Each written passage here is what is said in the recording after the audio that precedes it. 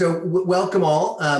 We are delighted to welcome, we being Kate Hankins and myself. I'll let Kate introduce herself in just a minute. I'm Mitchell Warren. I'm the director of AVAC and also one of the conference co-chairs for HIVR4P this year.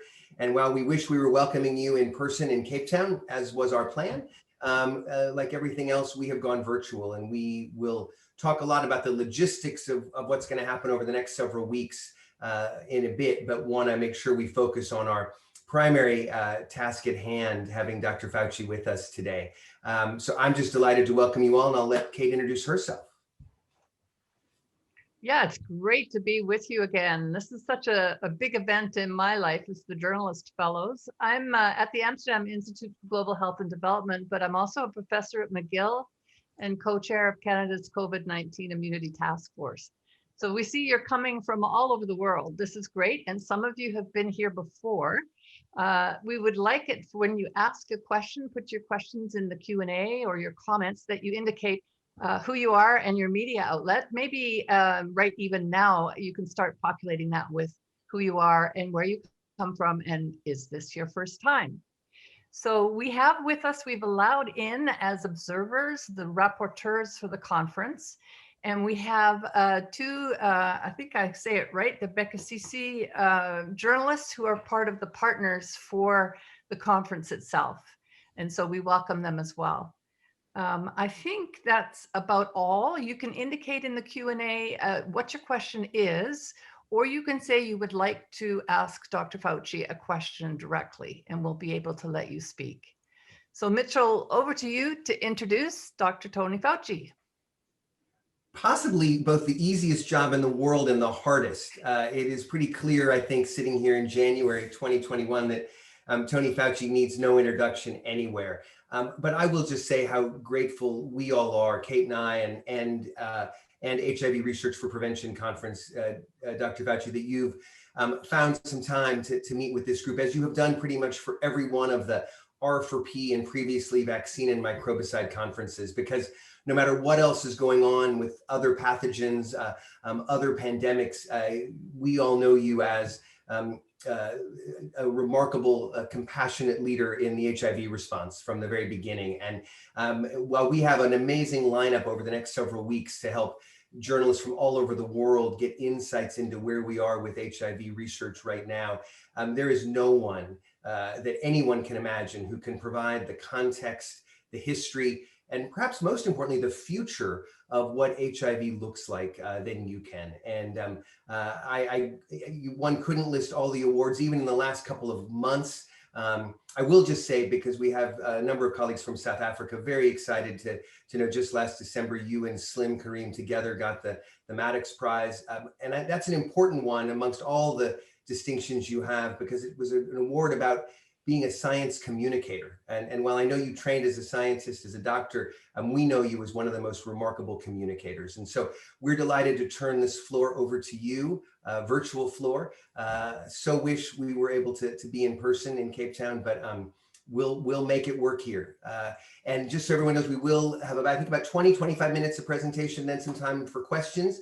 And over to you, Dr. Fauci. Thank you very much, Mitchell. Thank you, Kate. It's a real pleasure to once again join the Journalist Fellows Training Program. As you can see from this first slide, I'm going to be talking about something that we actually spoke about last year, namely ending the HIV/AIDS pandemic. But obviously, what the entire planet is going through, how do we maintain this progress during the co-pandemic of COVID-19? So let's start off with a little bit background. We all know the latest UN AIDS global update. As of the last determination in 2019, there are about 38 million people globally living with HIV.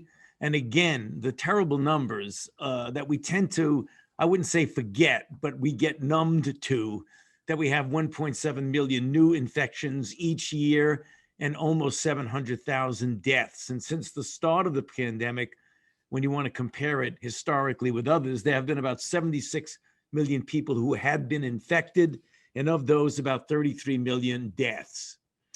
Now, I had written 5 years ago a discussion in the New England Journal of Medicine, and I entitled it Ending the HIV/AIDS Pandemic, Follow the Science. And in fact, it has been the adherence to scientific discovery and principles which have given us some of the tools which have allowed us to even anticipate and hopefully realize someday the ending of the HIV/AIDS pandemic.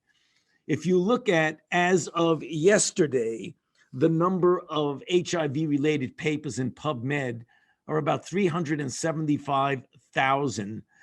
Again, an extraordinary amount of investment, not only in basic biomedical research, but also a number of clinical trials, which have allowed us to have a menu of prevention and treatment modalities that have really, in many respects, transformed the lives of HIV-infected individuals. These are some of the areas where there are advances in HIV AIDS science since the beginning of 1981.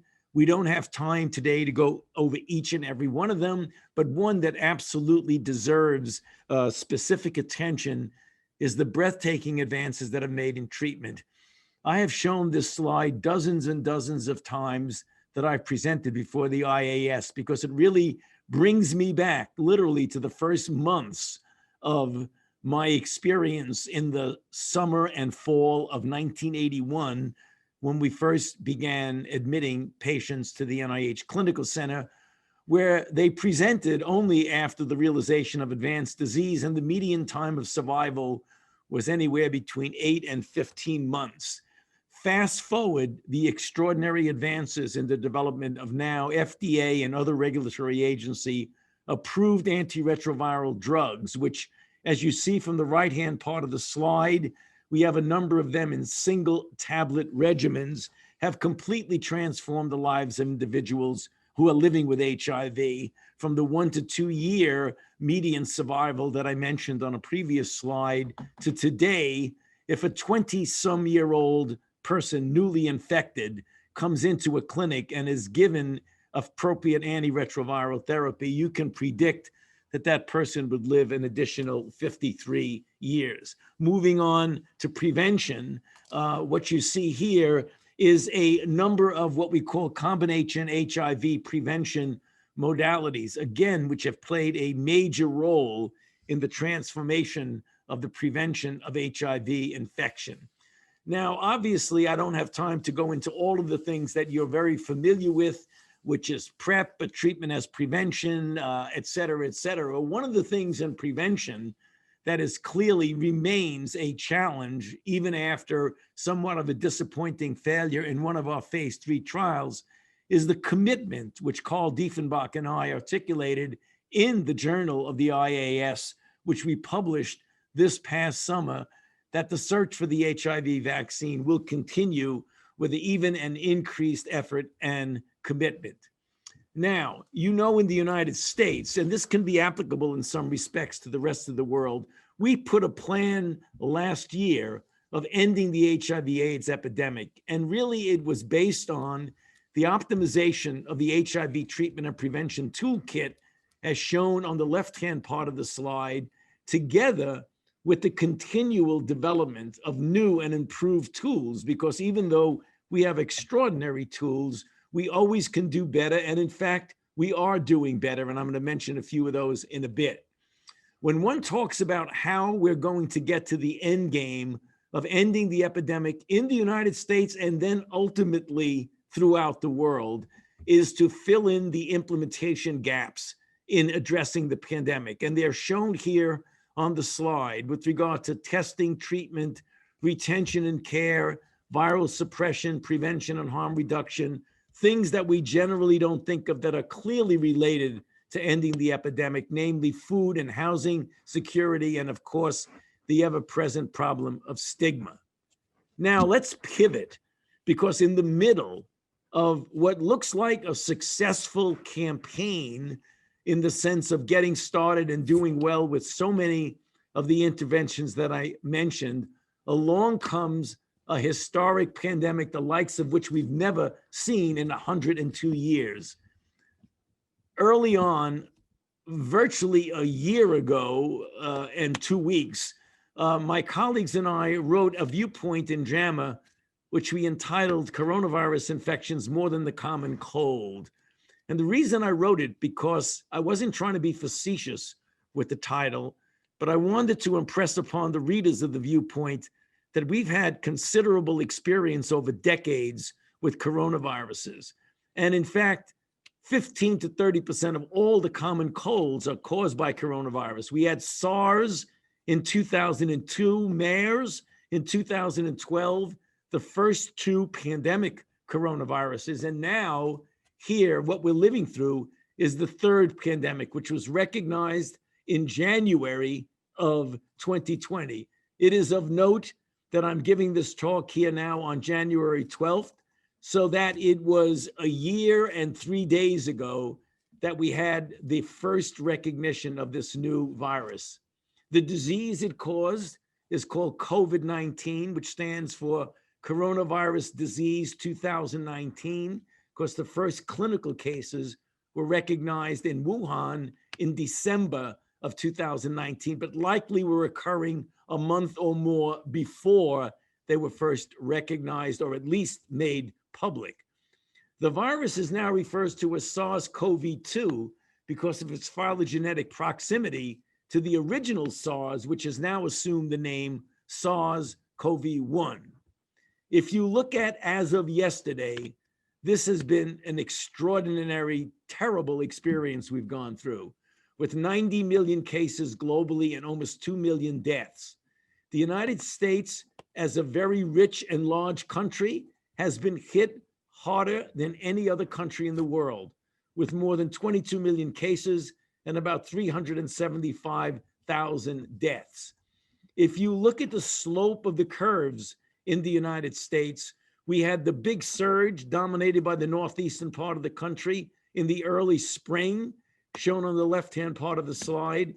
We tried to open up the economy unsuccessfully because as we did, we had a surge in the early summer. And now we are going through something that is most disturbing, an almost exponential increase with an average of 200 to 300,000 cases a day, 3,000 to 4,000 deaths per day, and our hospitals are almost being overrun, as is the case in California, particularly Los Angeles. Let me spend a couple of minutes on the manifestations of the disease. If you look at the clinical presentation, strikingly similar to a flu-like syndrome, as you see listed here, but also a very unusual manifestation in a substantial proportion of people of the loss of smell and taste, which tends to precede the onset of respiratory symptoms and sometimes even persists after the symptoms leave. Of note, about 81% of the people who do have symptoms have mild to moderate symptoms, whereas 25% have severe disease with a case fatality rate that ranges from a few percent to about 20% if ventilation and intensive care is required. Among the manifestations of severe disease, it's dominated by the acute respiratory distress syndrome, or ARDS. But the more we learn about this disease, the more we see how protean the severe effects are, ranging from cardiac dysfunction, neurological disorders, kidney disorders, hypercoagulability, and in children, a very curious multi-system inflammatory syndrome, which resembles Kawasaki disease. Now, who among the people who get severe disease are at increased risk? There are two general groups: older individuals, and this is very striking. If you look at the hospitalizations per 100,000 based on age, an extraordinary discrepancy between the elderly on the right-hand part of the slide and younger individuals. Now, how does this rate and interdigitate with persons living with HIV? So I pivoted from HIV to COVID. Now we're going to join them together. There are indirect effects of COVID-19 on people with HIV, and there are direct effects. Let's take a look at the indirect effects on persons living with HIV. And that is a disruption of the services that are needed, not only with HIV, but also with tuberculosis and malaria, where one could increase the deaths in these diseases by anywhere from 10 to 36% respectively when you compare it as if there were no COVID-19 pandemic. And that's mainly because with HIV, there are disruptions in services. Art services are down in 36% of 102 nations. Malaria diagnosis and treatment in 46% of 68 nations. And TB case detection disrupted in 42% of 101 nations. This in and of itself is having a major negative impact on persons living with HIV. However, there are also some direct effects of COVID-19. First of all, if you look at people living with HIV, they're getting an older and older population. Take a look at 51% of 50 years of age or over.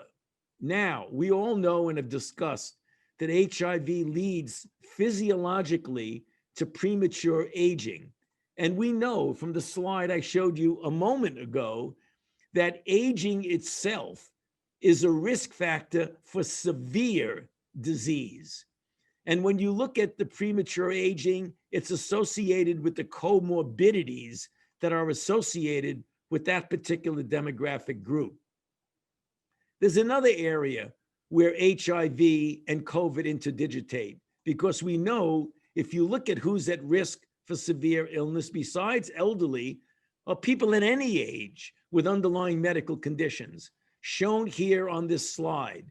Obesity, smoking, chronic obstructive disease, pulmonary disease, chronic kidney disease. Also, there are those that are less directly associated, but some risk. Among these are immunocompromised people. Now, you might expect that with HIV, that you would be immunocompromised, but many people with HIV are on antiretroviral therapy. They have normal CD4 counts and undetectable viral load. It's the high morbidities that are the potential risk factor for severe COVID-19, especially in older individuals. In other words, people with HIV have some of the same comorbidities that other individuals who don't have HIV, only you have it in a more prevalent way. Carlos Del Rio has articulated this in a review this past summer in the New England Journal of Medicine, where he concluded that comorbidities are the major driver of severe COVID-19 in people with or without HIV co-infection. Another study, the same thing, higher mortality in people with HIV driven by the higher burden of comorbidities.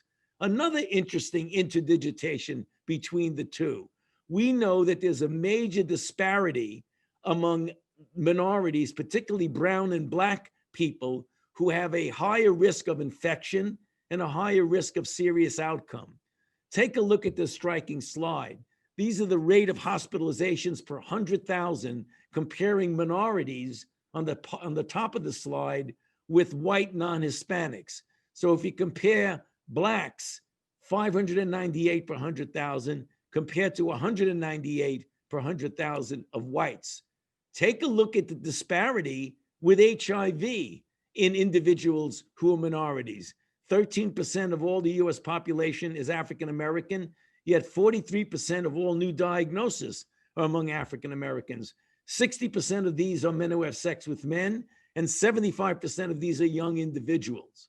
Now, if we're going to end the COVID-19 pandemic, that is going to facilitate ending the HIV/AIDS epidemic in the USA for the reasons I've just given you.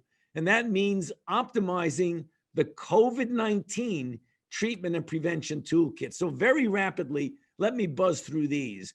There are a number of therapeutics that are being tested and are going on to the NIH guideline panel, which is easily accessible through the link shown on this slide.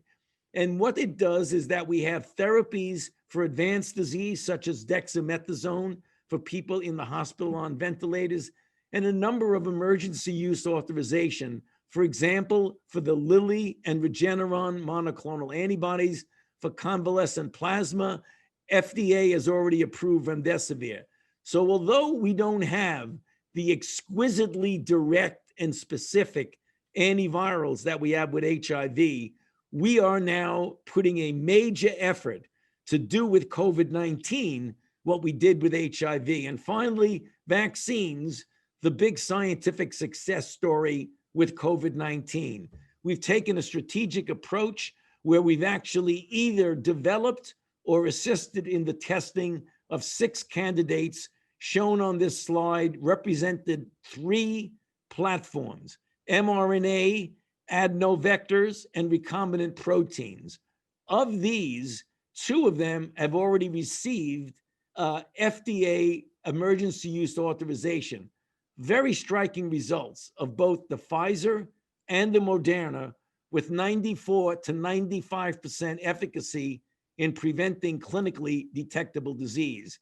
In fact, science has designated the COVID-19 vaccines as the breakthrough of the year of 2020. So another example of how science has come to the rescue in some respects during a historic pandemic.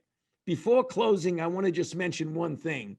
We have these extraordinary vaccines available, but there is still a considerable degree of vaccine hesitancy and skepticism, which we must put a major effort in trying to address. In fact, I can tell you without hyperbole, I'm spending about 30 to 40% of my time every day talking to minority groups, trying to convince them to get vaccinated. And one way to do it is to show publicly the people who have faith in the safety and efficacy of vaccines, including the soon-to-be President Biden and the Vice President-elect Kamala Harris, as well as Francis College on the left, me in the middle, and Secretary Azar on the right, receiving the vaccinations.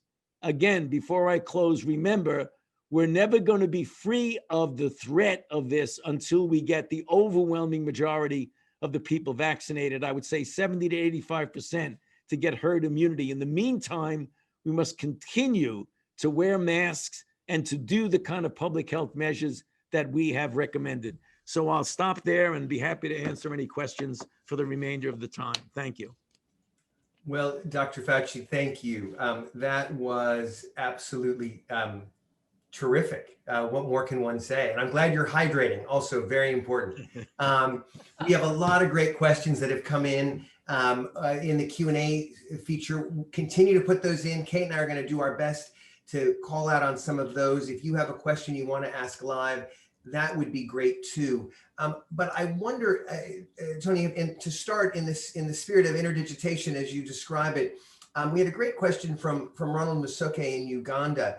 And I think a lot of people wonder this generally, and it'd be great to get your clear answer, why it's been seemingly so easy to develop a COVID-19 vaccine. And yet, as you know better than anyone, the long search for an HIV vaccine. And maybe I'll add to Ronald's question, in the platforms you presented, a number of them are also being developed in HIV, the Janssen Ad26 most notably. But a lot of people have been asking about mRNA, which, you know, the 2 vaccines you mentioned getting emergency use authorization here. And what's the possibility of adapting mRNA to an HIV vaccine? Okay, let me answer your first question, Mitchell, and then I'll get to the second. The first is, as we've said so many times, the likelihood of one developing a successful vaccine is virtually dependent on the ability of the body to respond to natural infection in a way that clears a virus and gives you long-term immunity following the clearing of the virus.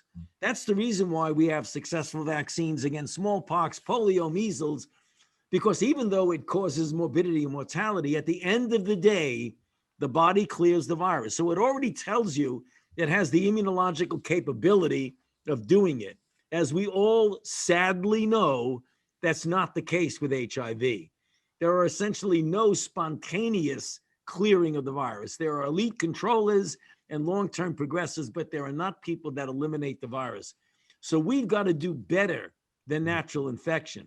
Whereas COVID, as I showed you with some of the slides, the overwhelming majority of the people do fine. They get infected, they clear the virus, And then they have immunity that's variable from many months to a couple of years. So we used a very, very adaptable technology, mRNA, but we'll also use adeno and other more classic. So I predicted, Mitchell, in the beginning that we would get a vaccine that was successful. You remember on my earlier talks last year, I didn't do it because I was overconfident. I just knew because history tells us that if the body can make a good response, we can induce the body to do it. Now, your second question, there's a lot of interest now in using the mRNA technology, not only for HIV, but for malaria and for tuberculosis and for others. So we're going to see a lot of interest in the coming years now. I know Moderna is already collaborating with us on trying to do with HIV what we did with COVID. So a lot of good interest in that. That's really exciting, Tony. We have a question from Rosalind Sachiti, and it actually is one of my questions too. So she wants to know how well the vaccination will work given the fact that the virus is continuing to change. And I guess that's kind of my question too. How concerned are you about these new variants we're seeing, the UK variant, the South Africa variant, the Brazil variant? Do these challenge our vaccine programs? Well, Kate, they do. I mean, right now, the Brits have looked carefully and they say that it increases transmissibility. It doesn't seem to increase virulence.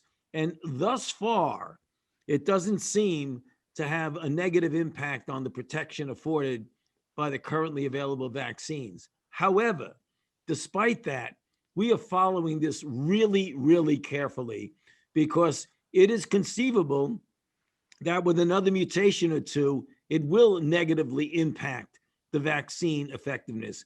It more likely will do that with monoclonal antibodies more quickly than it does it with vaccines, because vaccines induce a polyclonal response.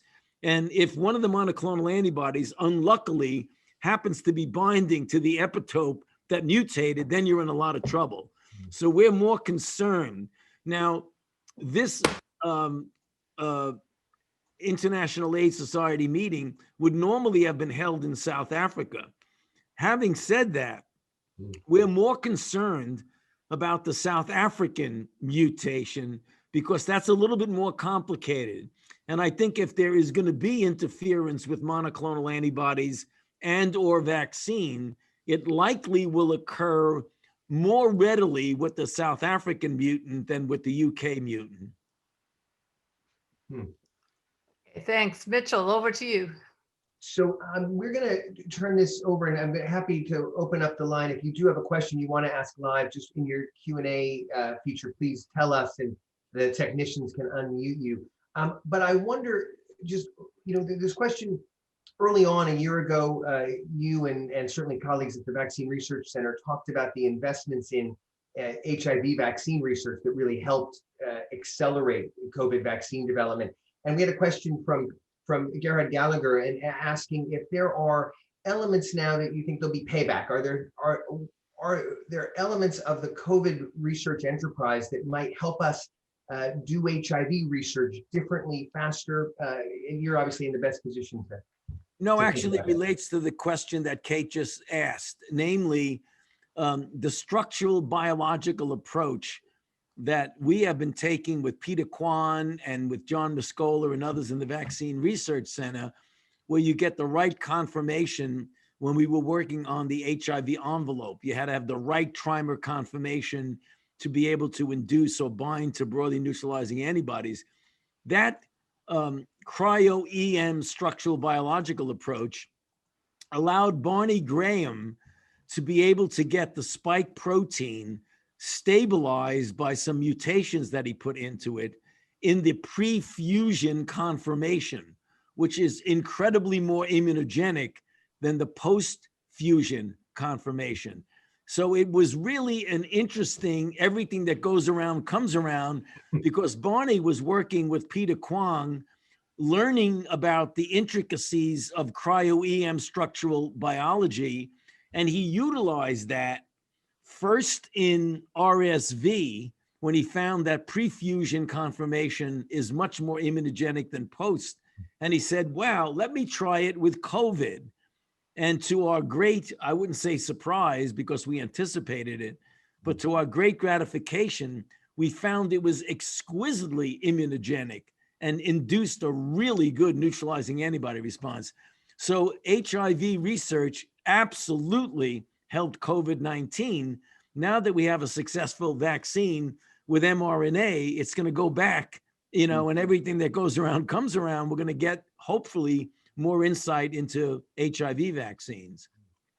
Great. I will say, I think we will put it on the link if it's not already there for the journalists. There was a terrific article in the New Yorker that talks a lot about Barney's work, and I'm delighted. I think as of Monday, Barney Graham is now on Twitter for those who want to follow him. He's telling the story of what happened a year ago. So super exciting to see. Kate?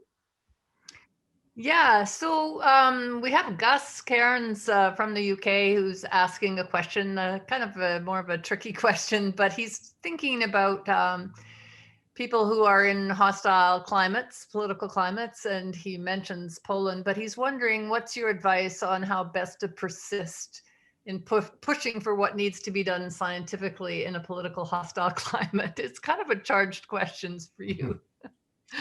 Well, politically, I'm not sure what you mean by politically hostile. I mean, what's now, the science is very, very clear that there are certain public health measures that clearly can inhibit the spread and acquisition. Universal wearing of masks, keeping physical distance, avoiding crowds and congregate settings, particularly indoor, and washing hands frequently. We now have a highly efficacious vaccine. And I think that in places that are politically charged and have difficulty in suppression by the government, that's no reason not to vaccinate the people. I mean, this is a global problem and everyone needs to get vaccinated. We want to crush this outbreak similar to what we did with measles and similar to what we did with polio. And it is doable. And that's the reason why many of these companies are gearing up to make billions of doses. I know Janssen is doing that. I know AstraZeneca is trying to do that.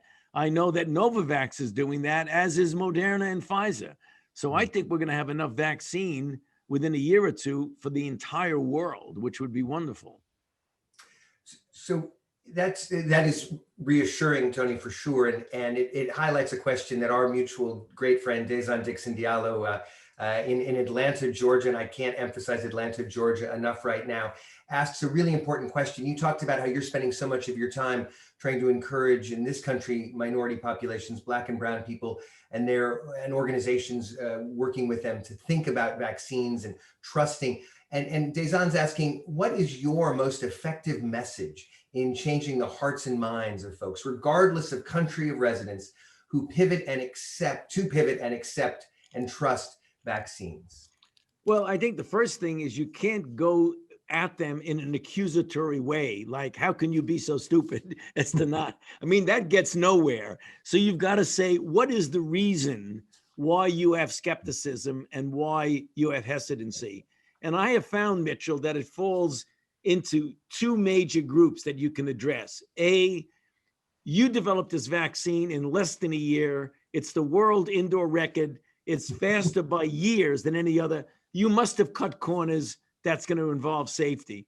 And you explain to them that this isn't something that we just thought of in a year, that we've been working scientifically on developing these platforms for 10 years. So luckily for us, we hit it at the time that those platforms turned out to work. So it was the totally exquisite scientific advances in vaccine platform technology. So speed was not reckless. Speed was science. Then the next question is, well, you say it's safe and effective, but this was done with the help of the federal government. Nobody trusts the government. How can we trust them? Is this a bunch of nonsense? And you say, okay, let's take a look at how we came to the conclusion that it's safe and effective. We did clinical trials involving anywhere from 30,000 to 44,000 people. The determination that it was safe and effective was not made by the company or by the government. It was made by an independent data and safety monitoring board.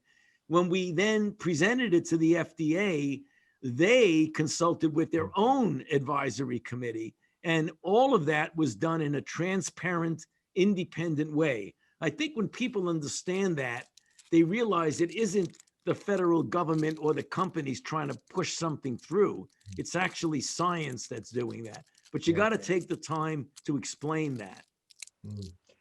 I just say that, and we're so grateful to have the journalist program, because what you just described is really the basics of research and science literacy, irrespective of what pandemic or disease we're talking about, and why we need journalists to help get that story out.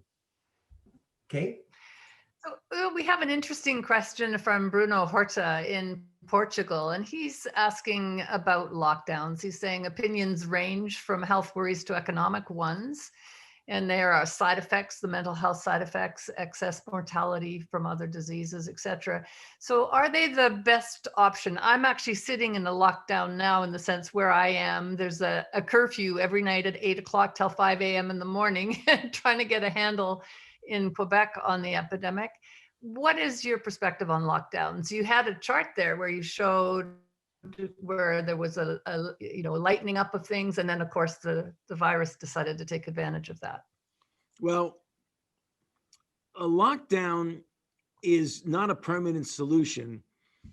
A lockdown fundamentally and strategically is when you need to, when you're approaching an overwhelming of your healthcare system, which is going on right now in Los Angeles County in California.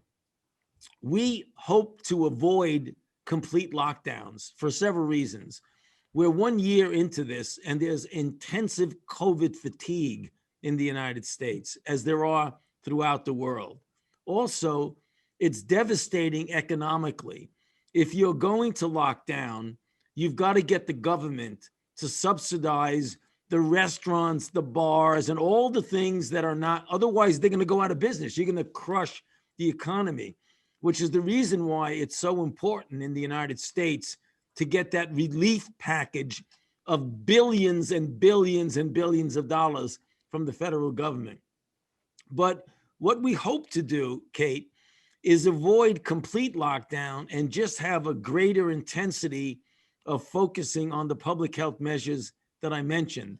You know, in the United States, as you know, we have a very difficult problem because we have such political divisiveness that wearing of masks and avoiding crowds has become a political statement.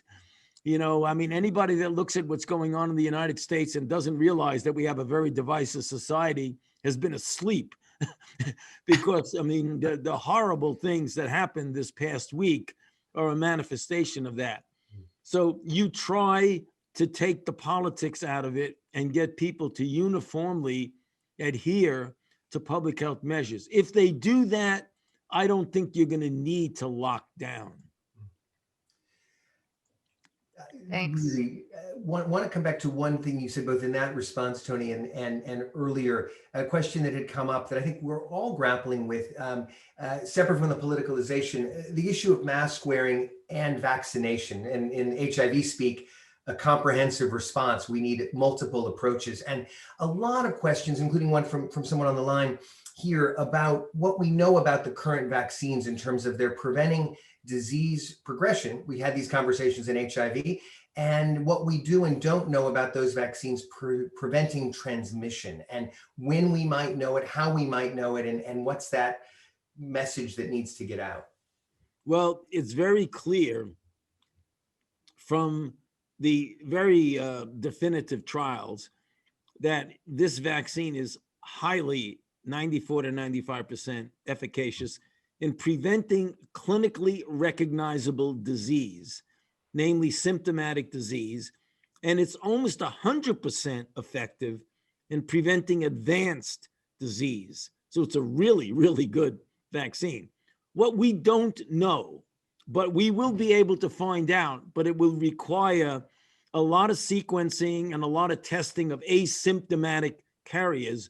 What we don't know, if it prevents clinical disease, but doesn't prevent infection.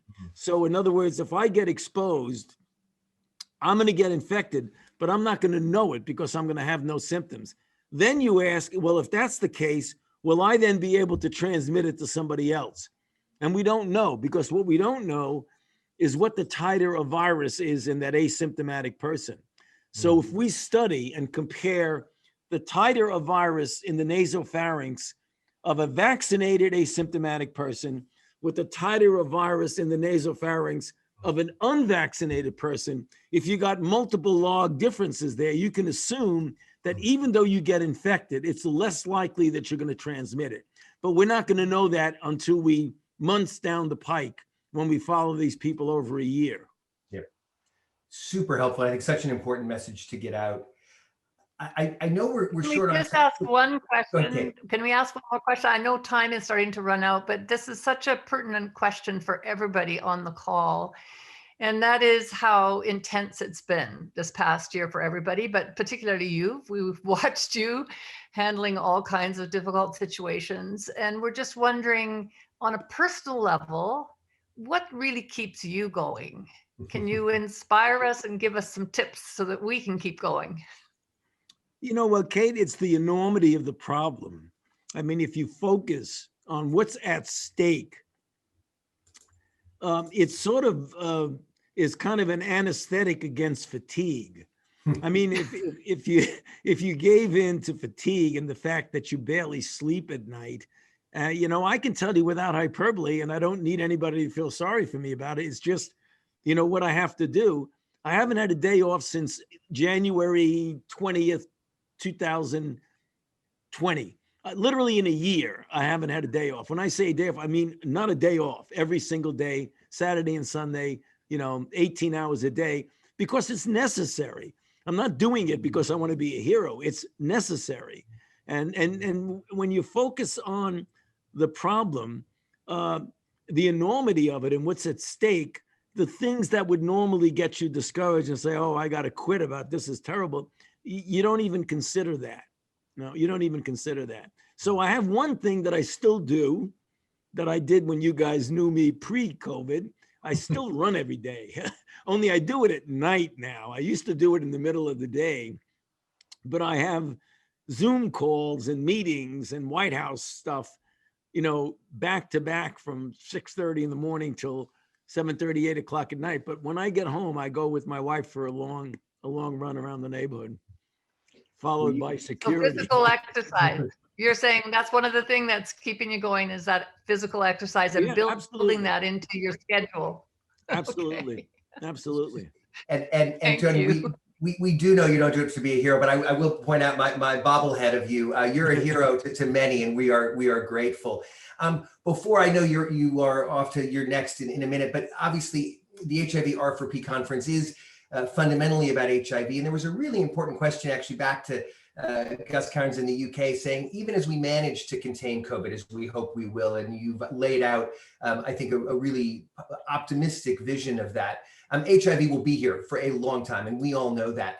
And so just in parting, what you think the most urgent research questions are that we need to pick up on in HIV, some of which may have been sidelined by COVID, but it'd be great to hear your take on what's the HIV research agenda, Tony Fauci, circa 2021. I think they're twofold, Mitchell and Kate. I think one is easily doable, and one is still as challenging as it's ever been, and hopefully new technologies will get us there. Clearly, we need a moderately effective vaccine to supplement other prevention measures. The other thing that I'm really excited about are these long-term prevention and treatment capabilities of 2 injections a year of a cabotegravir type drug, both for prevention, a couple of infusions per year for monoclonal antibodies to suppress. They're really, really quite good at that. So if we can get prevention and treatment that is so user-friendly and adaptable to the populations throughout the world, I think we could turn around that curve. If we're fortunate enough to also get a moderately effective vaccine, then I think we're going to turn that curve around the way we've done with many other diseases. So you're right. We're going to get COVID-19 in the rearview mirror, but in front of us in the headlights is still going to be HIV. You know, Tony, I don't know that anybody could both in 50 minutes cover the landscapes of 2 pandemics and in the midst of of them give us a sense of hope and optimism. I don't know how you do it, but we are so grateful that you do it. And I know Kate and I, on behalf of the Research for Prevention Conference, IAS, the Journalist Fellows, just so grateful that you carved out some time here. Don't know where the conference will be next in person, but I am confident we will be there. We will be together. We may be elbow bumping instead of handshaking, but we will be in a room together, and we will continue these conversations. Yeah, but I still will give Kate a hug, though. Don't worry. Yes, thank you. This is being recorded. We will hold you to that. Journalists, don't leave us yet. We know, Dr. Fauci, you have to leave. Just thank you from everybody on the line. Thank you. Thank Great to you be so with you, much. Mitchell. Thank Great to be with you. Take good care. We still have a few minutes here. There were a lot of questions that we didn't get to. The good news is this was the first of a number of live interactions we're going to have with key people in the field. And I think we're going to be able to take you through a bit of the schedule in a minute. But also want to give some sense of what else is to come over the next 2 weeks in terms of the materials leading up to the conference itself. We obviously focused a lot, or Dr. Fauci focused a lot on COVID. He did mention just toward the end about two of the big highlights. In fact, two of the things that he mentioned at the very end are important highlights of HIVR4P this year. He talked about both antibodies and long-acting prevention. And you will hear over the next couple of weeks leading up to the conference, but on the very first day of the conference, we'll have some of the latest data breaking in both antibody-based prevention as well as updates on injectable cabotegravir. So he set the foundation for that. I think many, if not all of you, have seen or know Mark Origema. You certainly know his email address as the person who really pulls all of this together. And Mark, I wonder, are you able to give a sense of schedule and what the Journalist Fellows should expect from you and from the program? Sure, Mitchell. So this is, as you said, is the first of our live webinar sessions. We'll be doing these every Thursday and Tuesday until the beginning of the conference, and everyone should have a full program and schedule on hand. If anyone is missing any information, just let me know. The taped sessions, so there will be a dedicated corner for the Journalist Fellows on the HIVR4P platform. It will include the taped training sessions and a number of print materials that will help folks understand different issues and cover them. And we hope to have access to that for you in the coming day, excuse me, in the coming days. So folks will be able to visit that, scroll around it, listen to the tape sessions prior to the opening of the conference. The opening press conference for HIVR4P will be held on Tuesday, the 26th of January at this time, 2 p.m. UTC. And then for the 4 days of the conference, we'll be available to folks throughout the meeting to help facilitate interviews or answer questions. The conference, as everyone knows, will be a combination of daily live and taped programming. Everything that you miss, if you miss a live session because you're attending another one, will be available shortly thereafter for playback. These sessions, Dr. Fauci's session and all the other live sessions will also be made available to you for playback in short order as soon as we get that system up and running.